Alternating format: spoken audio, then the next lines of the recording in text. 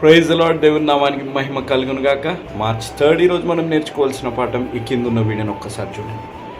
అంగవైకల్యం కలిగిన స్త్రీ తను ఆ నిరాశ నిస్పృహలో ఉండిపోలేదు. తను నిలబడి ఏదో ఒక మార్గం చేసి తన కళని సాధించుకుంది.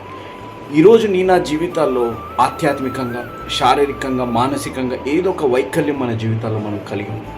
నిరాశ నిస్పృహలో మనం ఉండిపోతున్నాం, మనం లెగలేకపోతున్నాం.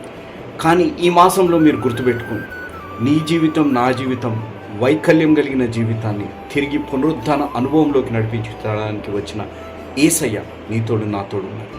ఈ జీవితాల్లో కన్నీరు ఎప్పుడు కార్చేటట్టు చేస్తాడో తెలుసా?